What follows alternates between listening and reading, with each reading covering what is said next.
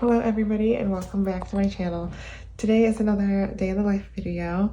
It is a Wednesday, another heavy clinical day. I did take on more clients and so I have a busier schedule today than I have in the last few weeks. I have 2 intakes today, this afternoon. I just finished a session this morning and I had a phone call with another client this morning, preparing for discharging that client. So I have a lot of, I'm very tired. I'm already feeling drained this morning because one of my morning session is a pretty heavy one and a lot going on. And so it kind of like drains me sometimes, but I'm gonna take an energy drink. I am ready for my next session. Is actually a school-based session. So I'm gonna go to the client's school and meet there. So I obviously won't be able to film anything in there, but I will catch you back when I get back home. I do have like maybe, what time? Like 45 minutes. I have to pump real quick after I get back from my session and then eat lunch while I do that probably. Then I have an intake at 2. Then I'll pause probably if I didn't get a chance to eat lunch. I'll eat then.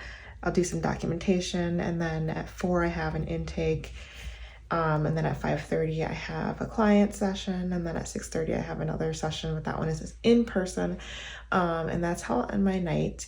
So let's just go.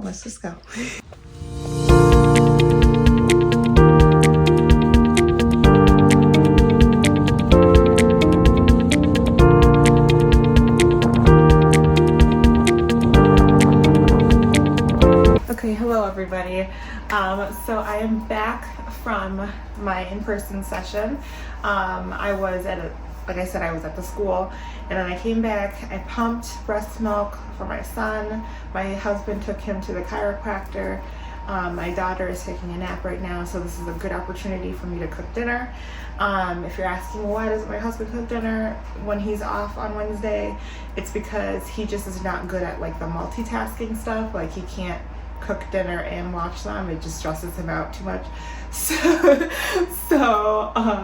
this is a good opportunity to do it because he's gone with the baby for his appointment, and then my daughter is sleeping, and I don't have clients right now.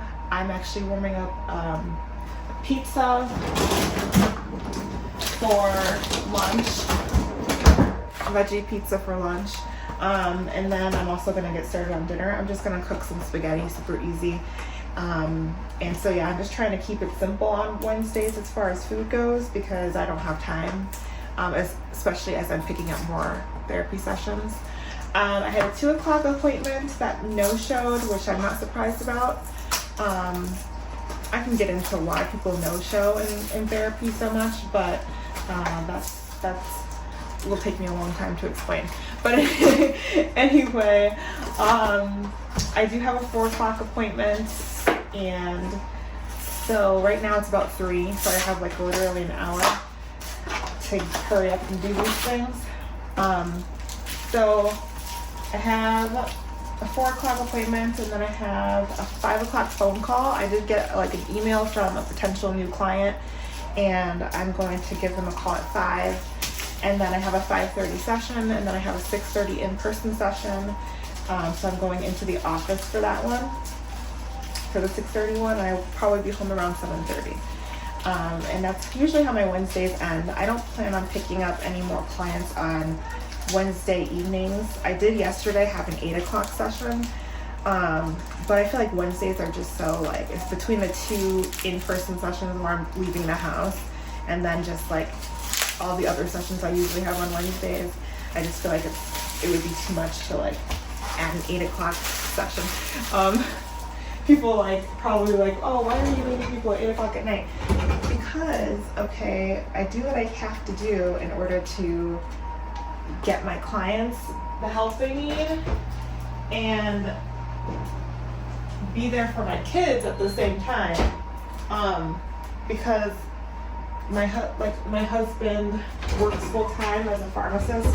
My kids are young, they're not school age yet, toddler and a baby, so I don't want to put them in daycare, and so I'm home. And I try and do my sessions around when my husband is home or when they're with their grandparents, so that I can, help as many people as I can. And that means that I do work some late nights on the days that I do see clients, which actually I think I have a client every day now. At least one session a day I have right now. I have up to, I think, I don't know how many sessions. It's kind of hard because like with therapy, people drop in and out and things like that. So it's hard to know how many clients you exactly have at a given moment, but I am picking up clients, and my private practice is picking up clients. So I have a contract that I contract with a group practice and I get referrals from them. But then I also have my private practice where I get direct referrals from like my Psychology Today profile or my Open Path profile. And Open Path is a nonprofit organization where you can list for free your information as a therapist, and then people can contact you to, start services with you, and you're supposed to charge discounted rate. I believe it's between $40 to $70 or something like that. So I have a couple of clients from well, actually, do I have a couple or just one? I have one client from Open Path. I have one client just from Facebook, and then I have these two clients that I'm seeing this week that are new contacted me just based off of I think it was Psychology Today. So so these people are coming in through just finding me on the internet, and then most of my clients though that I'm seeing are from my contract.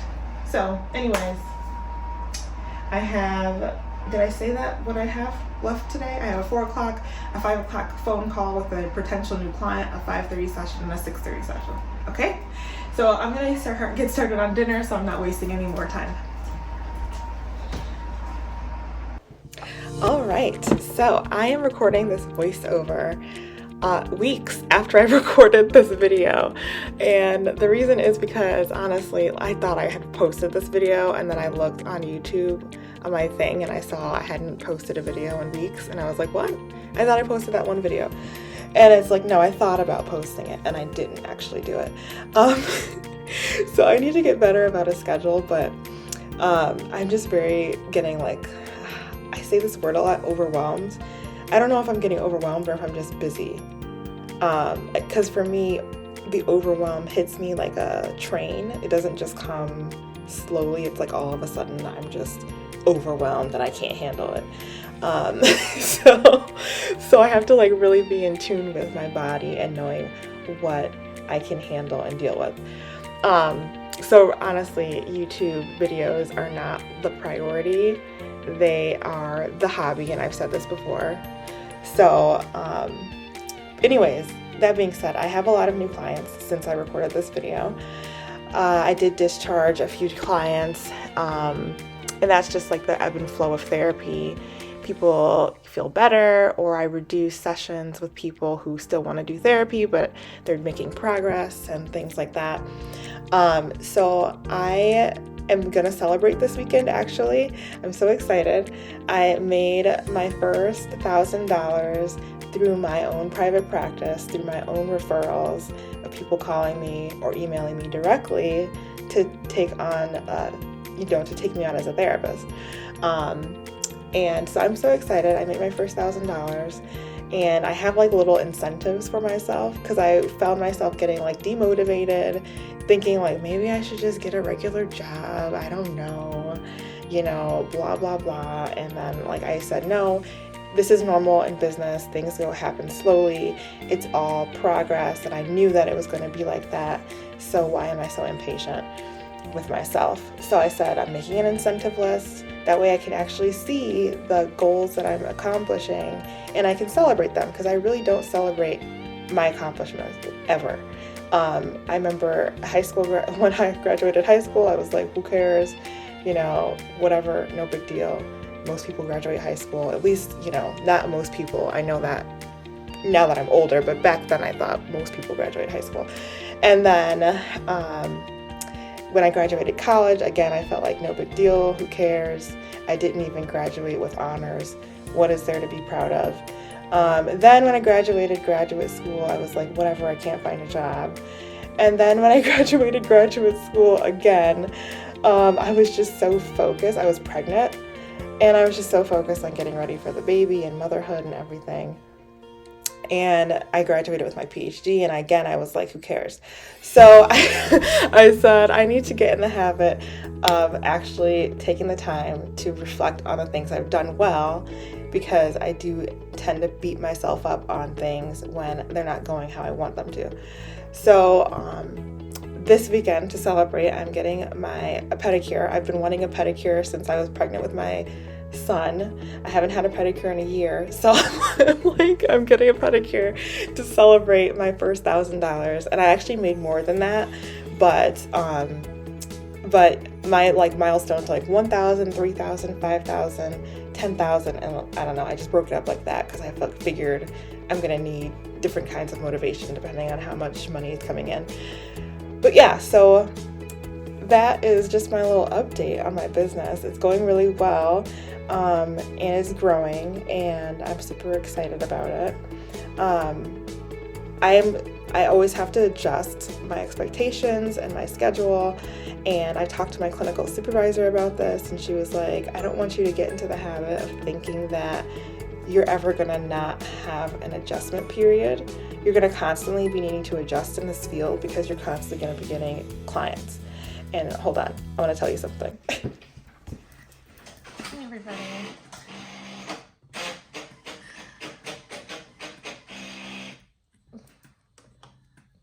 That's my printer. I need to get a new one.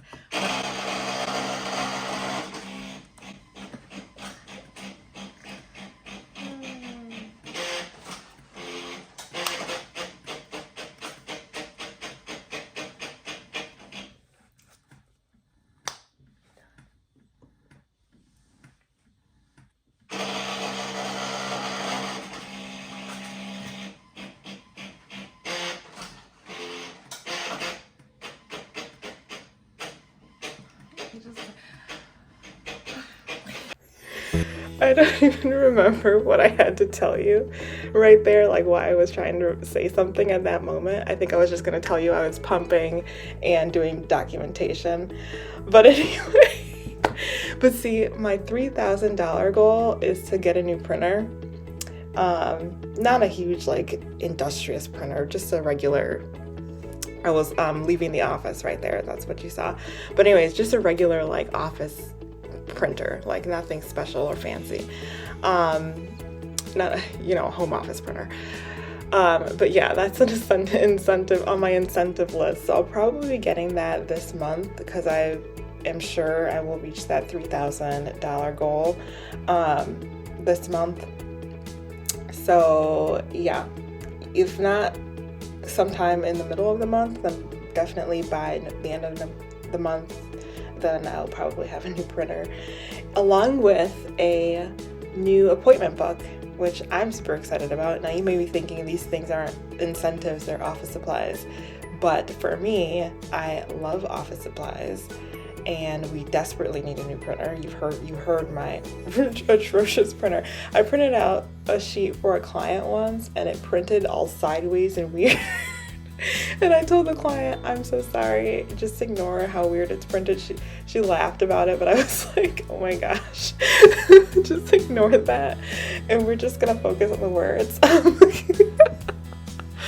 But anyways, yeah, I love office supplies, but I especially love planners. Oh my gosh, I love planners. I'm so excited to get one. And so for me, that's a huge motivating factor, like the goal of getting this printer and this planner is super exciting. I'm getting a 15-minute increment one because some of my sessions are 45 minutes long, and a standard planner is like every hour, and that just, it's fine or whatever, but I'd rather have a 15-minute increment one because for 45-minute sessions, it's just easier to put in there. Or if I have a consultation call for 15 minutes, that's easy to put in there too.